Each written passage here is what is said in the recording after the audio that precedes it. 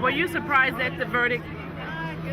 I kind of thought that maybe manslaughter would have been the verdict, but I was shocked that they got nothing. I'm livid, but I'm not surprised. No, of course No. I wasn't surprised. I was expecting it. Right. I actually thought they were really going to get him when they threw out that extra thing with the child abuse. I thought that was great. I thought we were going to get him on that, but no. We've never gotten a verdict. We've never. I can't think of a case where we got a verdict. I don't care how blatant and how obvious the evidence is. There's a young, law-abiding child coming home, minding his own business, talking on his cell phone. He was victimized. He was targeted, victimized, and murdered for no reason. You weren't surprised? Oh no, I had told everybody. I had seen his mother and his father on a TV show, and they had said to the audience and to the people, whatever the outcome, we don't want any violence. I said the fix is in. First of all, two things was definitely there. First of all, his father was a judge. There you go. That's number one. His father was a judge, a retired judge. So already the fix is in. The fix was in. I told my wife either it's going to be a hung jury or a acquittal. She was very surprised. I mean, you could look at our history, Amadou Diallo, Rodney King. If that meeting wasn't on tape, then the feds wouldn't have stepped in. You remember, he was acquitted in the state trial. These states are filled with racists. And the fact that the judge at the beginning of the trial took the word racial profiling out, that was not allowed to be spoken of. You should have known then that the fix was in. I think that this is an important issue for us all to gather around. Of course, we have to express our anger, but after the anger has settled, what are we going to do to change legislation? Because the bottom line is that there is a law in Florida that says if someone feels threatened, they can kill you. We as people of color need to change legislation. We need to go to the courthouses, we need to go to lawyers, we need to go to judges, and we need to figure out how to have legislation protect us. The question becomes, we are angry, we are frustrated, but that anger and frustration has to be translated into a concrete action plan. Otherwise, to say resist is just that. You know what I mean? So I think we have to be prepared to give people instructions. So I think the Charles Barron's speech today, I thought I was really in agreement with, because I'm arguing and advocating that nationally we organize a boycott, an economic boycott of Florida. And we do two things. We encourage people in Florida to register to vote as never before, number one, because you can begin to, in certain of those districts, begin to get rid of some of those reactionary politicians. And secondly, inflict pain, because the NAACP is meeting there right now. They're spending millions of dollars. I understand that Black Enterprise has a major piece. There's a couple other Black Film Festival. These, we need to stop doing business in places that are harming us. And the goal ought to be to change the stand your ground law. That's the target. And you take one state at a time.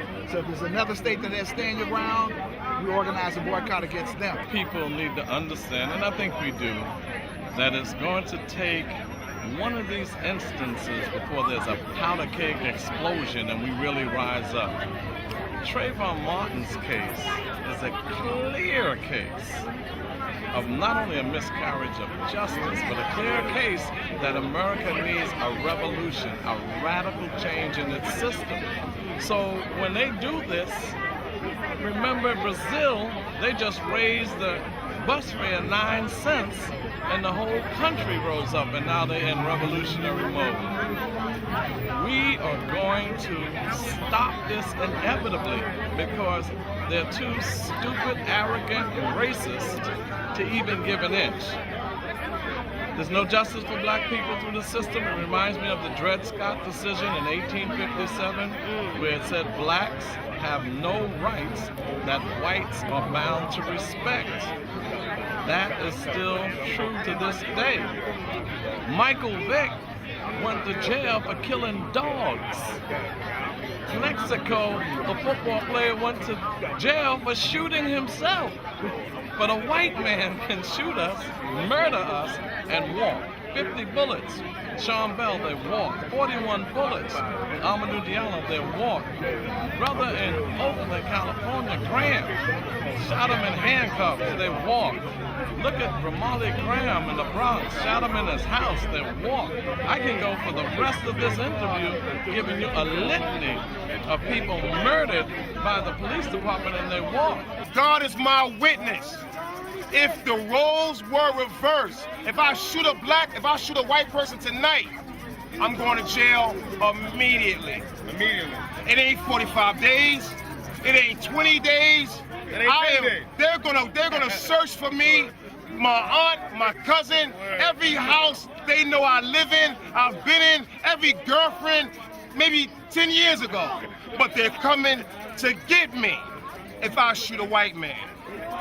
But if you shoot a black man, you walk around for 45 days like nothing going on. But intentionally, like, fuck you blacks. Like, fuck you little niggas. And then you take race out of the case. You take race completely out of the case. When in fact we know that he was racially profiled. What do you mean he was criminally profiled? He was racially profiled. But to the degree that they were reluctant to do that, it says that it also speaks to the fact that race in America no longer matters. We have got to make it matter because we do not live in a post-racial society. Police years and all that, there's no respect still. It's still like we soft, or they don't know we're gonna talk and walk all day. We don't do nothing. No rocks thrown, no. If it was Serbia, Egypt, all these overseas Middle East countries, third world countries, they do things. Face around, mask around your face, shirt around your face, get a rock, start throwing things at, you know what I mean? Until we start doing that, they're gonna keep doing what they're doing. I think we have to be honest with our nephews, our sons, our brothers, our fathers, and we need to let them know that how other people see them is not the way we see them. We see them as valuable.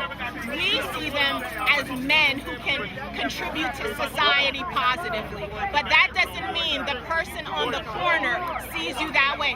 We need to teach them how to protect themselves in a society that does not honor their lives. And when we see our young men being abused or misused, we've got to intervene.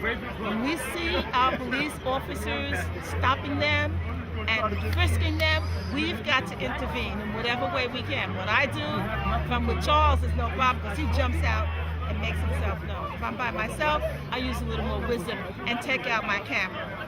And when it's over, I give my card to the young man and I say, I'm Assemblymember Inez Barron. This is my card. You want me to give my evidence, my testimony, and share what it is I've seen, I'm more than willing to do that. So we've got to know that they're important. So many times they choose not to pursue it. But the fact that we interact with them in a positive way lets them know that they're valued and valuable. So we've got to continue to do that for them. As former members of the Black Panther Party, we understand it very clearly. We're still here doing what we have to do, but we understand what's happening. The only thing we're saying to our young people, don't do nothing foolish where this beast will go out on you, because they want you to do this. They're prepared for you to do something. Get yourself together. Bring yourself together first. Remember who you are first before you do anything. Just keep that in mind. So it's ridiculous in my heart. I'm still angry. The ways that I'm coping with my anger is I did the march yesterday, and I'm out here doing this because I have so much anger inside. I just have to put it towards something positive, and that's me coming out here using my own money to fund this and handing out these flyers. So the first flyer that I have, it's Trayvon Martin's civil court, and this is something I received in an email that I printed up, and I thought that, our people, we have to get out here and give them this information. Some of them don't have computers, some of them are older and they don't have computers. So this is something that we have to inform them of. And this is just so you can go to the NAACP website and sign it, go online, fill out the form and sign it so we can take this to civil court. And then the other form that I have here is something that we discussed at the march, and that's the boycott Florida. So this gives all the information on places that we need to avoid and not be affiliated with so we can boycott Florida effectively. I told the people in my building, I live on 137th Street, I said, don't buy nothing. Pay your rent and buy toilet tissue and food. That's what you do. So you can wipe yourself and eat. And have a shelter over your head. That's what you do. Don't spend a dime here. This shouldn't have nobody going, these stores here, shut them down. And nobody should go to Florida. And I don't just mean Sanford, Florida. I mean Florida, period. The planes should be deterred from there. Nobody going to Florida. Nobody. Disney World shut down. You can kick a dog and end up spending time in jail, and white people can kill black people and just go home with impunity. That Michael Vick game with that dog, you follow me? That comparison for somebody to go to jail for killing a mother dog, a mother dog, not a dog, a mother dog, and for a man to get killed and do no time, that says too much to me.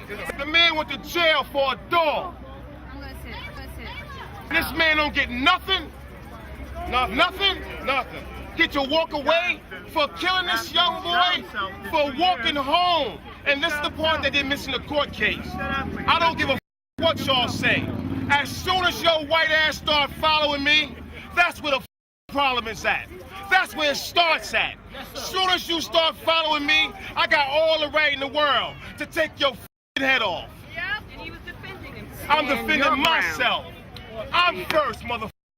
Don't follow me nowhere. I got Skittles and a motherfucking iced tea, and I'm going home.